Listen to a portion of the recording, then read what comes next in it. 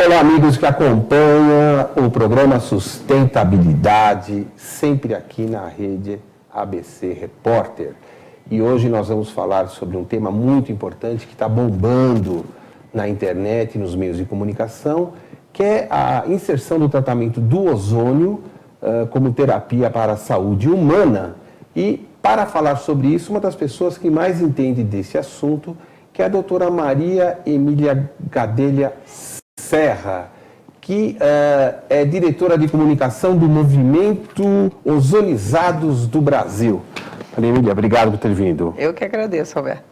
Muito bom tê-la aqui. Bom, primeiro eu gostaria que você fizesse uma retrospectiva histórica da importância do ozônio no mundo, para depois que a gente possa debater o aspecto no Brasil. Sim, eu agradeço o convite para estar aqui hoje com você e com seus ouvintes. Bem, a ozonioterapia, ela foi, digamos assim, descrita no final do século XIX na Alemanha, e naquela época, mesmo antes do aparecimento da descoberta dos antibióticos, ela já era utilizada para controlar infecções, né? E esse uso se estendeu na época da Primeira Guerra Mundial para tratamentos de feridas, cotos de amputação, congelamento de extremidades. E aí já veio, desculpa te interromper, porque eu sou curioso, como que eles faziam isso durante a Primeira Guerra? Quer dizer, como que eles aplicavam o ozônio na ferida, para o público entender a prática? É a aplicação tópica na ferida, com água ou gás. Ou gás do ozônio em cima da ferida. O primeiro ozônio, o gerador de ozônio, foi inventado pelo Siemens, o mesmo dos telefones. Olha que interessante. Em 1857. Nossa. E aí esses geradores evoluíram e eram utilizados topicamente.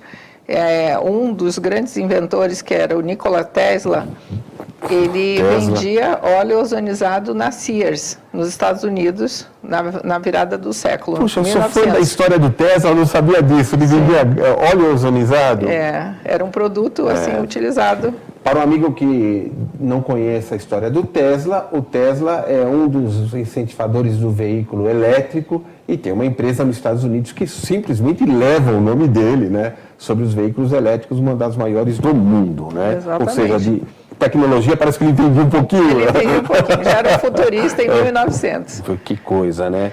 E essa terapia chegou ao Brasil quando? Essa terapia chegou ao Brasil em 1975 por conta de um médico alemão, residente em São Paulo, que ganhou um equipamento gerador de ozônio de um paciente alemão dele, que fazia essa terapia na Alemanha e decidiu continuar no Brasil. Trouxe da guerra lá, quem sabe, né? Não, era um gerador mais moderninho.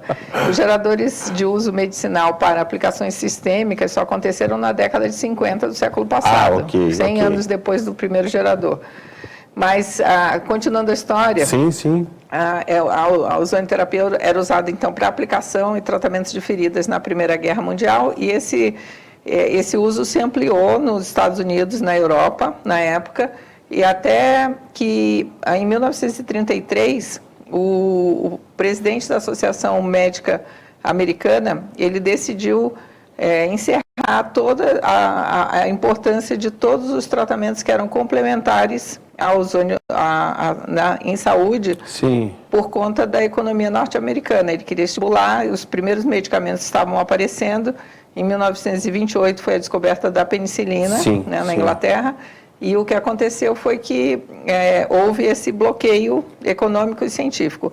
Esse médico, na época, em 1933, ele continuou sendo o editor de uma das maiores e respeitadas revistas científicas em medicina, que é o JAMA, que é o Journal of American Medical Association, e ele simplesmente, durante 25 anos, selecionou o que entrava na revista, né, em termos de patrocínio financeiro mesmo. E isso, então não é de hoje. Não, isso é normal, entre aspas, né?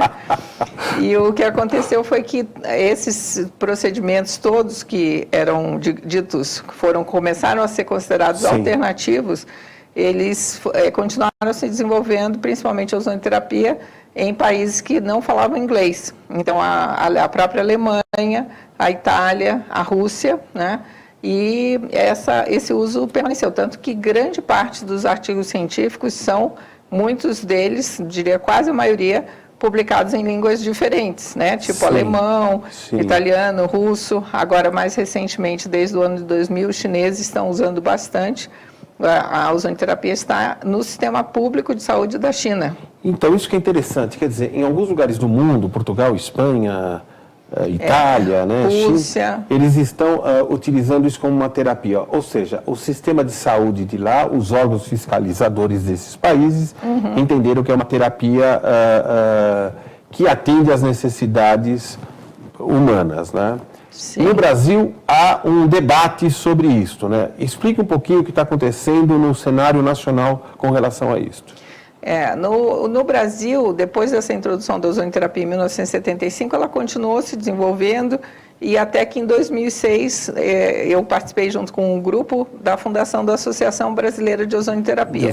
E nós começamos a buscar a oficialização, a regulamentação do procedimento, exatamente visando a questão da segurança, né, e da capacitação dos profissionais nessa área, exatamente para garantir segurança. E qual não foi a surpresa de observar a grande resistência do Conselho Federal de Medicina em reconhecer o procedimento. Então, nós encaminhamos farta documentação, preenchemos uma resolução do Conselho Federal de Medicina de número 1982, que exatamente regulamenta procedimentos que já são usados em outros países no Brasil. E apesar de documentos de 14 países, 70 anexos com documentos, artigos científicos, nada disso foi suficiente. Aqui a gente quer reinventar a roda, às vezes. Não, deve ser porque o brasileiro come feijão com arroz. E chegaram ao ponto de pedir repetição dos artigos científicos em território brasileiro. Realmente quase surreal, né? Surreal. E então nós partimos para a via legislativa, fizemos um projeto de lei municipal em Caraguatatuba, aqui no litoral norte de São Paulo, depois no estado de Mato Grosso, né, um projeto de lei estadual, e o senador Valdir Raupp adotou a ideia e fez um projeto de lei federal. Esse projeto de lei passou no Senado por unanimidade no Dia do Médico, no ano passado, e agora ele está na Câmara, né? Na próxima terça-feira nós vamos ter audiência pública da Comissão de Seguridade Social e Família, que está com a relatoria da deputada Carmen Zanotto, justamente para debater por que no Brasil o acesso e principalmente a responsabilidade do médico, né? O direito do médico de livre exercício profissional está sendo questionado em relação a uma terapia que já é adotada no sistema público de saúde de vários países. Então, ninguém está inventando. O Conselho Federal de Medicina insiste em considerar o procedimento experimental. Quer dizer... só aqui no Brasil? Só aqui no Brasil. Não é experimental na China, mas... Não é na China, não é em Portugal, não é na Espanha, não é na Itália, não é na Rússia, não é em Cuba, não é no Egito, na Turquia, nem em vários outros países, né? Em quase 50 países em todo o mundo. Maria Emília, esse tratamento já está mesmo podendo ser utilizado pelo SUS aqui no Brasil? Sim. Aí, na evolução desse processo do Senado, depois a avaliação a primeira audiência pública na Câmara no final do ano passado, em março desse ano, o ex-ministro da Saúde, Ricardo Barros, incluiu a ozonoterapia como uma das 29 práticas integrativas e complementares que estão disponíveis para o SUS. O Conselho Federal de Odontologia já regulamentou a prática em todas as áreas da odontologia em dezembro de 2015. Tem uma resolução chamada de número 166, né, do CFO. E é interessante isso, né? Porque se você pensar, se o dentista pode aplicar na boca... Será que eu poderia passar o telefone para o Conselho Federal de Medicina do Conselho de Odontologia para eles trocarem uma ideia? A gente pode colocar aqui no ar e te dar uma ligadinha lá e falar, dá para o médico conversar com o outro e ver o que está acontecendo, né? Porque fica depõe contra a classe das organizações que devem cuidar da saúde no Brasil, porque tem tanto médico se dedicando com vigor, com vontade para eliminar as doenças no Brasil, que já é um país carente no tratamento, né?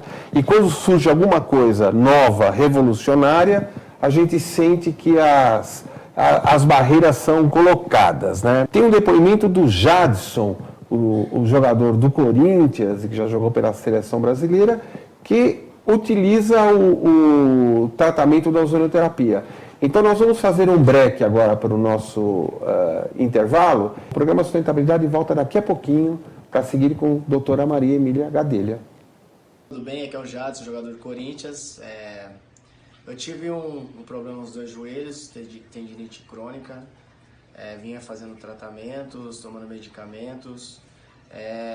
E por meio de um amigo, eu conheci a ozonoterapia e comecei a fazer o tratamento e estou vendo já evolução já no meu quadro. E venho aqui dar um apoio total aí para todos que quiserem fazer também esse tipo de procedimento. E também lá aos deputados que vocês possam aprovar a lei, que o tratamento de ozonoterapia possa ser aprovado aí no Congresso, e tem total apoio meu e eu acho que de todas as pessoas aí que fizeram esse tratamento. Beleza? Um grande abraço. Ler apenas um jornal. Leia, assine e anuncie no Jornal ABC Repórter. 4224-4789. Se você é notícia, foi ou vai ser, ligue para a nossa redação ou mande um e-mail para redação@jornalabcreporter.com.br. ABC Repórter, o diário. www.jornalabcreporter.com.br. O programa Sustentabilidade retorna aqui direto do ABC Repórter com a doutora Maria Emília Gadelha Serra, falando sobre o tratamento da ozonioterapia e os ganhos que isso traz para a saúde humana, e que no Brasil tem recebido uma certa resistência do Conselho Regional ou Federal de Medicina. Inclusive, para que a gente seja democrático, como o Brasil merece, né?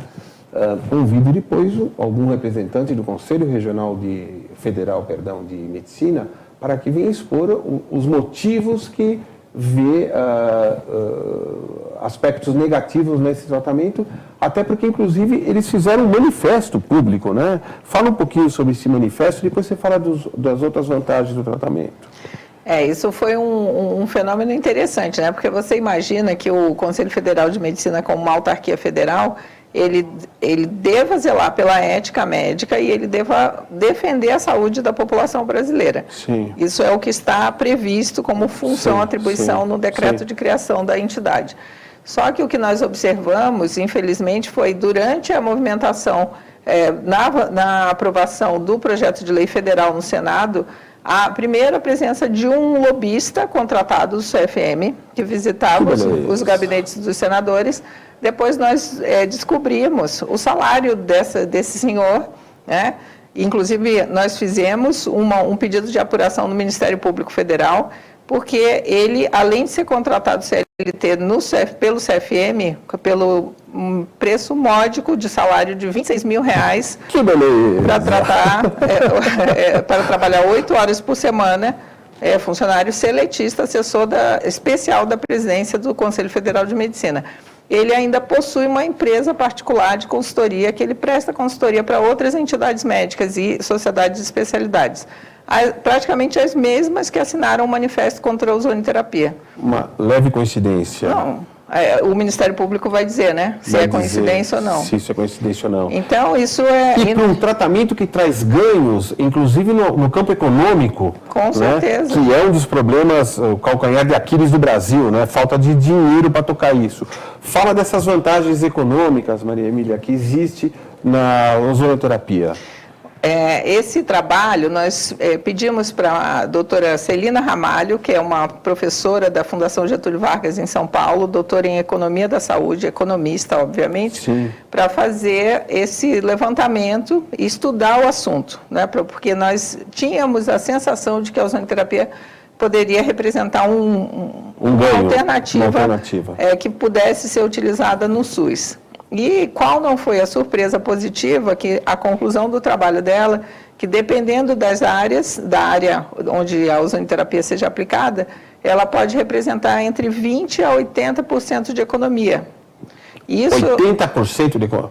Isso em diabetes, para prevenção e tratamento de pé diabético. Ela fez uns cálculos, depois eu posso passar para você colocar como anexo na matéria, mostrando que a quantidade de pacientes diabéticos praticamente vai dobrar no Brasil em poucos anos. Né? Eu tenho filho diabético, eu conheço bem essa dinâmica. A economia que a ozonioterapia pode gerar, ela, além de viabilizar todo esse excesso de demanda de número de pacientes, ela ainda economiza 18% dos recursos públicos. 18% dos recursos públicos? Que viabiliza, que é dinheiro que pode ficar disponível. Mas será que aí não está um grande problema? Vocês querem resolver o problema da saúde no Brasil? Isso daí é uma complicação muito grande, né? Não dá para exagerar assim, mas com certeza é uma terapia muito útil, é segura, né? Olha, eu penso o seguinte, se cada área da atividade humana, porque eu sou economista, né? Economizasse 18% daquilo que custa a operação, o problema do Brasil estaria resolvido. Se você colocar isso na área médica, na área da agricultura, da comunicação, se todo mundo falasse, olha, eu tenho uma proposta que o meu departamento vai custar 18% a menos, está resolvido o problema do país. O que é isso, né? E esse estudo foi feito pela GV, você falou? Foi feito pela doutora Celina Ramalho, que foi uma contratação independente, mas ela é professora da GV e é doutora em Economia da Saúde. Ela é uma das referências brasileiras em Economia da Saúde, justamente porque nós tínhamos essa impressão, né? Mas não estava quantificado isso, foi necessário esse estudo econômico. Você citou a diabetes, mas existem várias doenças em que pode ser utilizada a ozonioterapia. Fale um pouquinho sobre esse aspecto maior aí. Esse é um outro ponto, Roberto, interessante, porque normalmente as pessoas acham muito estranho como é que a ozonioterapia age em tantas doenças diferentes. Aí outro dia eu estava pensando, né, quando você tem uma infecção bacteriana, você pode ter dor de garganta, você pode ter dor nas suas articulações, você pode ter diarreia, né? Você pode ter alteração das suas enzimas do fígado, e ninguém acha estranho, porque a bactéria, por exemplo, ela pode sofrer uma disseminação sistêmica no seu corpo e ela vai fazer efeitos em vários locais. Vai fazer estrago em várias frentes. O ozônio, da mesma forma, o ozônio é um gás, né? É uma mistura gasosa, oxigênio e ozônio, e uma vez que ele entra em contato, ou por via subcutânea, ou por uma via sistêmica de absorção, por exemplo, em uma insuflação retal, uma aplicação misturada a um pequeno volume de sangue intramuscular, que é a pequena autohemoterapia ou a grande autohemoterapia, ou mesmo a água ozonizada, ou a aplicação do óleo numa ferida, você vai observar os efeitos sistêmicos generalizados, porque o ozônio exatamente ele desencadeia alguma série de reações bioquímicas e biofísicas, né? Ele muda carga elétrica, ele é carregado eletricamente negativo e as áreas de inflamação do seu corpo são positivas. Então faz uma ação de correção dessa carga elétrica e aí você vê o benefício em tratamento de dores, em locais com inflamação. Você pode auxiliar no tratamento de infecções com ozônio, problemas vasculares, então risco de amputação de membros, por exemplo, em pé diabético. O ozônio tem vários trabalhos na literatura mostrando de redução do risco de amputação em até 95% dos casos. 95%, que é um dos grandes problemas da diabetes, né? Isso. Tá, e nesse caso, para que o público possa entender a forma de aplicação, quer dizer, o médico, por exemplo, no caso do Jadson, para citar um exemplo claro, ele tem problemas nos joelhos, ele está recebendo que tipo de... É o gás que é passado? Provavelmente ele deve ter recebido aplicações subcutâneas na área do joelho, na área afetada. Né? Ou seja, ele recebe uma injeção subcutânea que injeta o ozônio dentro gás na articulação dele. Isso. Essa aplicação é extremamente segura. Houve um estudo de segurança da Sociedade Alemã de Ozonioterapia na década de 80, né, mostrando, eles avaliaram quase 5 milhões e 600 mil tratamentos. Quantos? 5 milhões e 600 mil. Mas eu acho que não é uma boa amostragem, só 5 milhões de pessoas. Não, eu tenho o trabalho, depois você pode mostrar, vai dizer que não é invenção, não é história de pescador. E mostrando apenas 40 casos de efeitos colaterais menores e, na época, 6 óbitos. Eu não sei se você lembra da época do Vioxx, do anti-inflamatório. Sim. O Vioxx esteve no mercado, por exemplo, durante apenas 4 anos. Sim. Tem relatos de 60 mil óbitos nos Estados Unidos. Ozônio, em 100 anos de vida, mais ou menos, tem, hoje em dia, 7 óbitos relatados. Tudo isso? Literatura.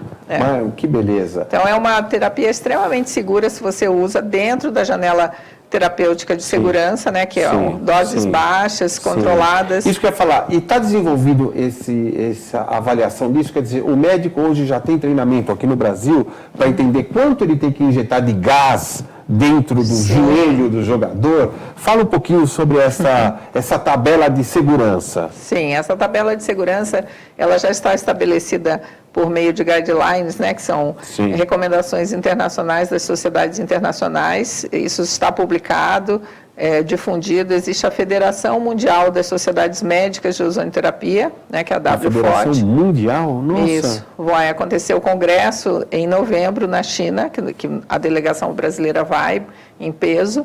E esses números, digamos, essas faixas de segurança e todos os detalhes das diferentes vias de aplicação, elas estão super bem estabelecidas. Sim. No Brasil, a Associação Brasileira de Ozonoterapia promove 2 cursos anuais, né, que informa basicamente os profissionais da área de saúde interessados, que são médicos, os dentistas, veterinários, também a aplicação da ozonoterapia. Também os biomédicos, os fisioterapeutas, farmacêuticos vêm utilizando a ozonoterapia nas suas áreas de atuação. Você vê, o Conselho Federal de Fisioterapia já fez resolução autorizando os fisioterapeutas. Aqui no Brasil? No Brasil. O Conselho Federal de Enfermagem também já fez alguns pareceres positivos em relação à aplicação. Porque constataram em loco no dia a dia. O Conselho Federal de Odontologia levou apenas 2 anos avaliando os trabalhos e oficializou, por meio da resolução CFO 166, a aplicação da ozonoterapia em todas as áreas da odontologia moderna. Olha que interessante. Então, assim, quase inacreditável que o médico, que é a figura dentro da equipe de saúde, que está habilitada tecnicamente a fazer diagnóstico e indicar os tratamentos de forma mais ampla, seja restrito pelo seu próprio conselho. O Conselho Federal de Medicina chegou ao ponto de fazer esse manifesto contrário, uma nota de repúdio contra a ozonoterapia, mobilizando 26 entidades médicas, né?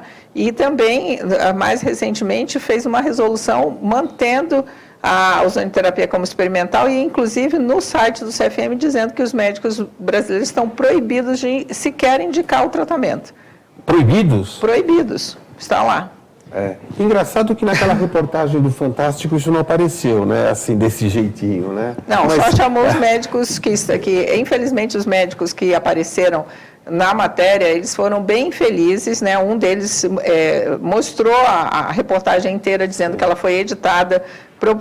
Eu inclusive, fui contactada pelo Fantástico e passei informação de qualidade durante quase 3 semanas. O produtor do Fantástico, no final, me disse que não podia me entrevistar. Eu falei, deve ser porque talvez ele tivesse dificuldade de cortar a minha fala, né? Sim. Então, é lamentável, né, que esse tipo de desserviço seja prestado, feito. Depois a gente não sabe porque o país está ruim, né? Maria Emília, nós estamos chegando no final do programa, temos mais 2 minutinhos. Eu gostaria que você falasse também da eficiência do óleo, porque assim como existem estudos no mundo dizendo quanto que eu tenho que colocar de gás no joelho, existe a mesma coisa para feridas e outras situações cutâneas, digamos assim, infecções. Os óleos ozonizados, eles são preparados de forma industrial, isso não é uma produção caseira, né? Isso tem que ser feito de forma adequada. Depois a gente pode passar algumas referências internacionais também. Eu gostaria também de fazer um adendo e falar sobre o movimento Ozonizados. Nós participamos da criação desse movimento e hoje em dia existe um site, www.ozonizados.com.br, que é exatamente para receber os vídeos de depoimentos das pessoas que já se beneficiaram no Brasil. Legal. E isso, você pode fazer o seu vídeo, encaminhar no site, tem todas as instruções, encaminhar que ele vai ser publicado no site. Eu estou te convidando para você retornar ao programa depois da viagem da China, para contar os efeitos. Sim, sim. Acertado? Perfeito. Olha aí, hein? Tá então, ótimo. Tá. Obrigado, prazer em conhecê-la. Prazer foi meu, Roberto. A gente encerra aqui mais uma edição do programa Sustentabilidade, sempre com um tema legal, diferente, que você só encontra aqui, programa Sustentabilidade. Um abraço.